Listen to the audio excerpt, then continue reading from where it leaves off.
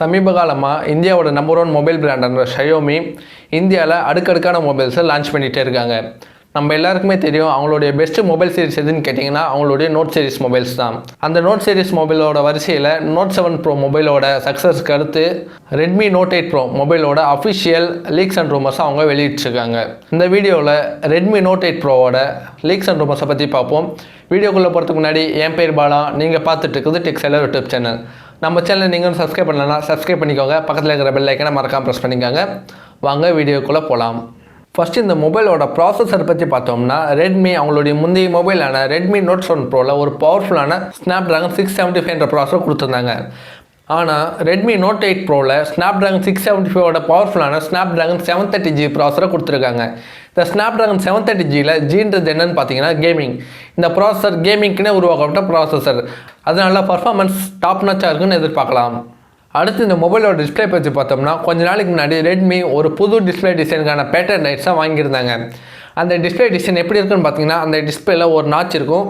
அந்த நாச் ரொம்ப நேரவாக லென்த்தாக இருக்கும். அந்த நாச்சுக்குள்ளே தான் 2 கேமரா, இயர்பீஸ், சென்சர்ஸ் எல்லாமே இருக்கும். அந்த டிசைன் இருக்கிற டிஸ்பிளே தான் இந்த ரெட்மி நோட் 8 ப்ரோ மொபைலில் வரும்னு எதிர்பார்க்கலாம். அது மட்டும் இல்லாமல் இந்த டிஸ்பிளே ஒரு சூப்பர் AMOLED டிஸ்பிளேன்னு பேசிக்கிறாங்க. இந்த மொபைலில் AMOLED டிஸ்பிளே யூஸ் பண்ணியிருக்கிறதால இன் டிஸ்பிளே ஃபிங்கர்பிரிண்ட் சென்சாரை கண்டிப்பாக இந்த மொபைலை எதிர்பார்க்கலாம்.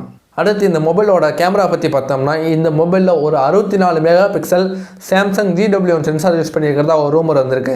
இந்த ரூமர் ஒரு கன்ஃபார்மான மெசேஜ்னு சொல்லலாம். ஏன்னா இந்த சாம்சங் GW1 சென்சார் அறிமுகப்படுத்தும் போதே ஒரு ரியல்மி மொபைலையும் ஒரு ரெட்மி மொபைலையும் தான் இந்த சென்சார் யூஸ் பண்ண போகிறதா அவங்க முதல்ல சொல்லியிருக்காங்க. அந்த ரெட்மி மொபைல் இந்த ரெட்மி நோட் 8 ப்ரோவாக கூட இருக்கலாம். அடுத்து இந்த சென்சாரை பற்றி பார்த்தோம்னா இந்த சென்சார் யூஸ் பண்ணி true HDR photos and videos எடுக்கலாம். 4K சப்போர்ட் இருக்குது.